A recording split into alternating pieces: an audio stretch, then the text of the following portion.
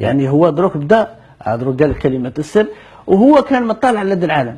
قال لي شوف باين نقول لك، هو كان يعيط لي بواحد الاسم، عاطيه لي اسم زياده.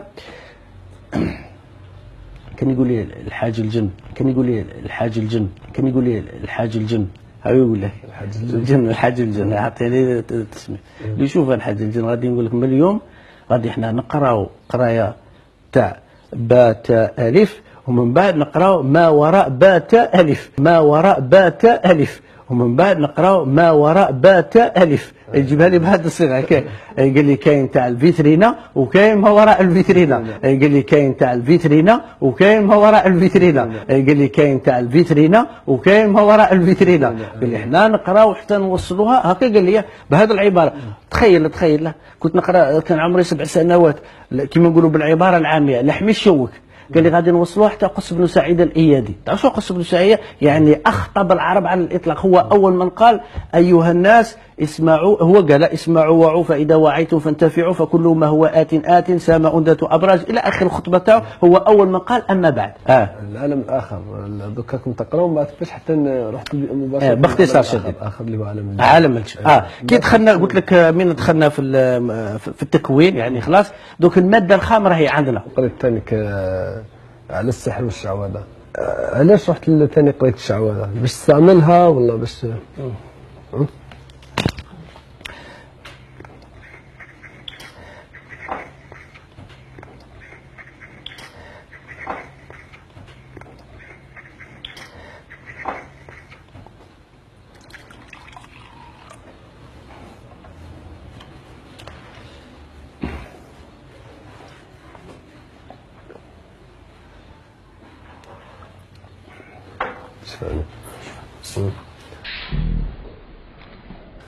علاش قريت انت العلوم الشرعيه وقريت ما هو الدافع والسبب؟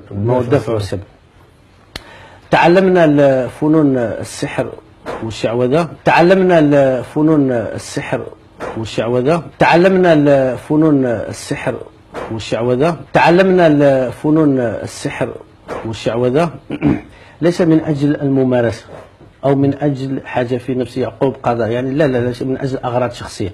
فدرسنا للسحر الطلاسم والجداول وهذه الأشياء. يعني عندما ندرس سداسي وخماسي الدمياطي والآشوري والسرياني، المهم كاع ندرس سداسي وخماسي الدمياطي والآشوري والسرياني، المهم كاع ندرس سداسي وخماسي الدمياطي والآشوري والسرياني، المهم كاع هادو معروفين. هادو تجيب كتب، هذه الكتب الصفراء التي تباع عند في السوق، كاين تاع الشيخ الطوخي، شمس الانوار، معروفين. كاين كتب واحده اخرى ليكون في علم. كاين بعض الكتب قيمتها الماليه قيمتها تفوق المليارين 3 ملايين لما تكتنزه في باطنها من منافع سحريه، يعني لإداية الناس وجلب المنافع الشخصيه لهم. كنا نخرجوا خرجات تقول لي ماذا بك ما تقول لهمش، كنا نروحوا المقابره نشوفوا مكان تاع تواجد، ولا نروحوا الغابه ولا مكان خارج بعيد شويه، بصح كان يقول لهم غادي نخرج وخلاص. نطرح لك سؤال، تروحوا للمقابره ولا الغابه؟ استحضار الجن ولا لا ماشي الاستحضار، اللي اخراج الاشياء تاع السحر. كان يدير العمل التطبيقي، الترافو براتيك كيما نقولوا حنايا في الثانويه ولا في المتوسط. يعني مين يقول لي فلان عنده سحر وكاع يكون راقي، يقول لي شو نخرجوا مكان نسيبوا في المقبره في قبر، يعني نحفر على قبر. وكان يشوف في يعني هذه الجرأة المتناهية، يعني نحفر قبر عادي، خاصة القبورة تاع النصارى هذو. مين كانوا يقولوا، خاطر راني عاقل جدتي الله يرحمها كانت غير قاعدة أنا وياها في جلسة، قلت لي النصارى مين يموتوا إلا كان دار سنة تاع ذهب يدفنوه به بها. هذاك ما سمحت أنا. سمحت نحي. درت عملية تمشيط كاملة مقبرات نصارى كاملة كاع حفرتها. حتى وصل على بالك القنصل الفرنسي جا شاف شكون اللي دار هذا الآخر حل. يعني درتها خلصة درتها في الليل، يعني درتها خلصة درتها في الليل، يعني درتها خلصة درتها في الليل. وزيد على ذلك كانت عندي خبره في حفر القبور. من جيت مع الشيخ الله يرحمه من يقول غادي كي صابني بروفيسيونال، يعني قبرتك نطردكها يعني سهل ما هوش مشكله. وكون مقبره تاع النصارى، يعني قبره تاع النصارى يجوك دي كاف يجوك كبار، وتسيب السيركوي يعني حر شديد. الا بغات راهم دايرين ديك كيسمى ديك لاكارد هذيك اللي دايرينها وكاع.